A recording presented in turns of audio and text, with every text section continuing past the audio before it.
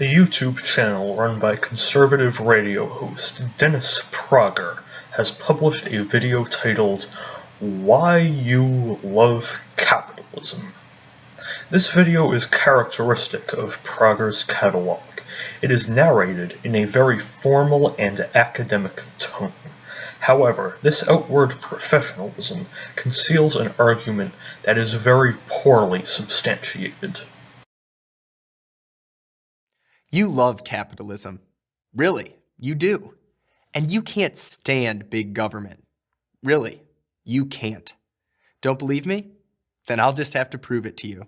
From this statement, it is easy to infer that the narrator, Jared Meyer, is attempting to manipulate the audience. Rather than support his argument with logic, he tries to convince the viewer that they already agree with him. Be cautious around those who exhibit this behavior. Do you use an iPhone, Android, MacBook, PC? Read on a Kindle? Watch TV and movies on Netflix? Videos on YouTube? Shop on Amazon? Listen to Spotify? Search on Google? Send money on Venmo? Grab a ride with Uber? Drive with Waze? Book a room with Airbnb? Are you on Facebook or Instagram or Snapchat? You probably use many, if not all of these things. And if you're like me, you love them. In today's world, they're practically necessities. To many of these, I would have responded, no. Now that, of course, is a personal anecdote. However, a personal anecdote is the only possible response. Meyer circumvents logical debate by interrogating the viewer about themselves, rather than engaging in an analysis of the pros and cons of an economic system.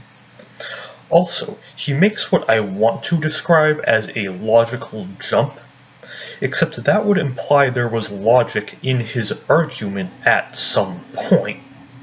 He concludes, without evidence, that the viewer has an immensely high opinion of these products.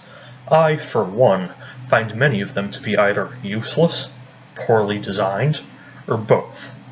Again, this is a personal anecdote, but one cannot logically refute such an illogical argument. Where do you think they came from? From entrepreneurs with great ideas and the freedom to test them in the marketplace. That is what is known as capitalism. Now, this is a very skewed and idyllic definition of capitalism. It is not a definition that any dictionary would give. Also, he miscredits some of the more significant innovations to business when they should be credited to science, something which is independent from the capitalist mode of production. He also neglects the role of governments in these technological advancements. For example, take the cell phone, a device on which many of the aforementioned products depend. While the modern form of the device was designed in the US, the idea for a mobile phone originated in the Soviet Union. The first successful device was designed by Soviet engineer Leonid Kuprianovich, and was just as functional as the device later developed by Motorola, in addition to being much lighter. Computers are equally important. Now, the first computer, referred to as the difference engine, was invented by Charles Babbage in the 1820s. Babbage was an academic, not a businessman. In 1942, a device known as the Atanasoff-Berry computer, or the ABC for short, was built. This, too, was created for academic purposes rather than for profit. It was followed by a military computer known as Colossus, designed to decode a Nazi messaging system known as Enigma. Another device, ENIAC, was built at the University of Pennsylvania, again, for the war effort. While these inventions were made in capitalist countries, credit is due to academics and to taxpayer funding, rather than to entrepreneurs. The same goes for the internet, which was developed by science, not businessmen, for the government. Now consider some other things you probably use. Have you been to the DMV? Gone through airport security? Mailed a package at the post office? Called the IRS customer service line? Or called any government office for that matter? Now the Department, or Registry of Motor Vehicles, whatever your state calls it, is often run terribly. However, it is important to understand why. Take New Jersey, for example, a state which tried to privatize the department. A New Jersey state legislative report stated that the recently privatized DMV was plagued by, and I quote, poor, disjointed, and confused service delivery without consistency, which has led to confusion and frustration in the minds of New Jersey citizens, and that privatization resulted in poorly paid employees who have received inadequate benefits, resulting in a high turnover rate at DMV agencies. This is confirmed by a New York Times report. This example suggests that the inefficiency of this unpopular department is not dependent on whether or not it is publicly owned and run. Another department he mentions, the IRS, is also unpopular. That's because it collects taxes. Taxes are not supposed to be enjoyable. They are payments for programs that are in many cases necessary, and often greatly beneficial to society. Like the aforementioned Department of Motor Vehicles, its efficiency does need improvement. However, Meyer's choice of institutions to use as examples of government failure suggests that he thinks his audience is comprised of hyperactive, prepubescent children. You probably abhor root canals and other medical procedures, yet still go through with them. Why? Because some things that are necessary to survive in modern society are not pleasurable. Meyer's choice of examples in this case suggests he either does not understand this or is pandering to the unreasonable and the immature. He also makes a completely unfair comparison. Of course people have a more favorable view of social media than they do of the Internal Revenue Service. They serve two totally different functions and are of a drastically different nature. To compare the two is absurd. Now this, of course, is a Marxist channel. Therefore, the question of whether or not to defend progressive institutions is somewhat of a dilemma. However, I am certain that I should defend logic, and I see no reason to oppose institutions that are essential to the functioning of society. First, in defense of the Postal Service. This institution allows anyone to send material and/or information anywhere in the country for a low, reasonable price. Mistakes are sometimes made, but it runs fairly efficiently. Really no worse than any privatized package service, such as FedEx. It also employs a great number of workers and pays a decent wage. Now there are some government institutions that have had a far greater effect on society. Just think of where we would be without public schools.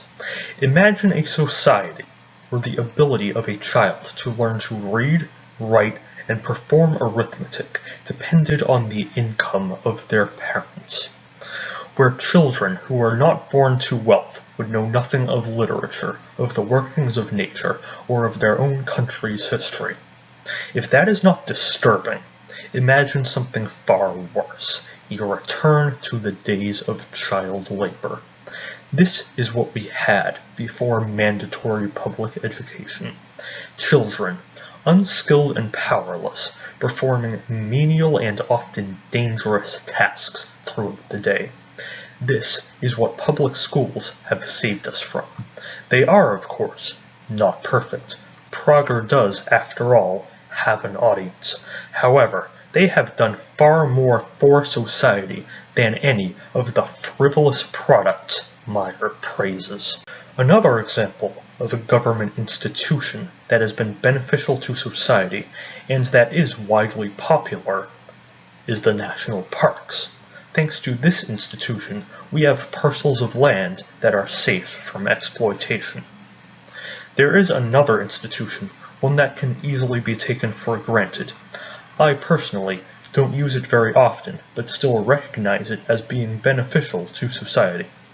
Public Broadcasting Service. Do you remember when the History Channel was about history?